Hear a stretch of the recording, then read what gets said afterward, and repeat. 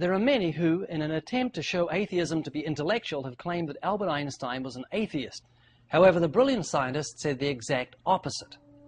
In the view of such harmony in the cosmos, which I, with my limited human mind, am able to recognize, there are yet people who say there is no God. But what makes me really angry is that they quote me for support of such views. Einstein also said, "We know nothing about God and the world at all. All our knowledge is but the knowledge of school children. Possible we shall know a little more than we do now. But the real nature of things, that we shall never know. Never." He even revealed his insightful mind with, "I see a pattern, but my imagination cannot picture the maker of the pattern.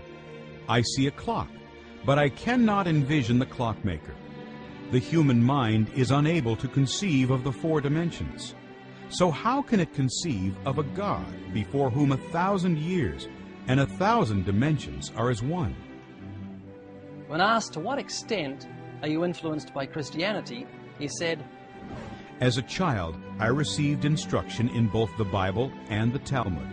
I am a Jew, but I am enthralled by the luminous figure of the Nazarene." When asked if he accepted the historical existence of Jesus, he replied, "Unquestionably, no one can read the Gospels without feeling the actual presence of Jesus. His personality pulsates in every word. No myth is filled with such life." Albert Einstein wasn't a fool.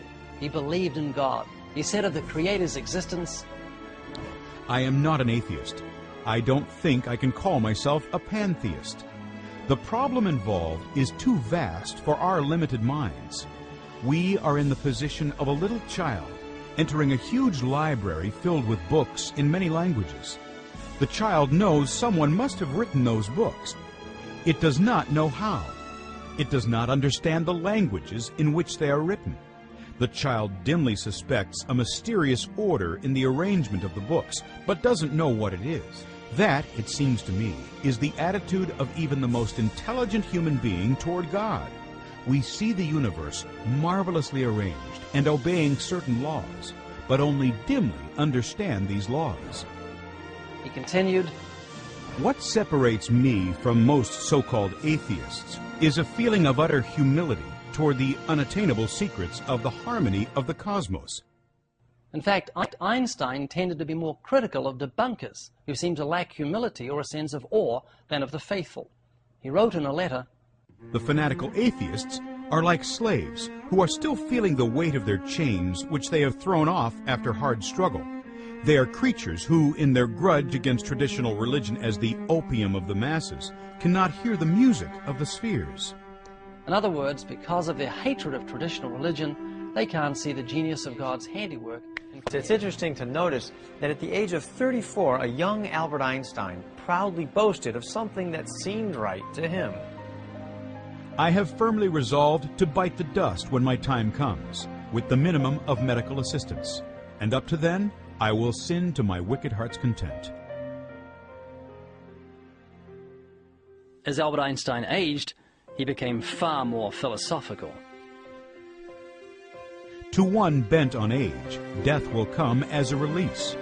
I feel this quite strongly now that I have grown old myself, and have come to regard death like an old debt, at long last to be discharged. Still, instinctively, one does everything possible to postpone the final settlement. Such is the game that nature plays with us."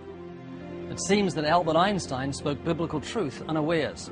However, it isn't nature that seeks a final settlement, it's the law of God. Like a criminal who's transgressed civil law, Einstein, like the rest of humanity, was in debt to eternal justice because he had transgressed God's law. This great debt that he spoke of couldn't be satisfied with mere silver and gold. It's a debt that demands capital punishment. It calls for the death penalty for guilty transgressors and eternal damnation in hell. Its terrible decree demands the soul that sins, it shall die. But its demand that was fully satisfied by the one who cried from Calvary's cross, "It is finished." It was paid in full by the precious blood of Jesus. "For Christ also suffered once for sins, the just for the unjust, that he might bring us to God."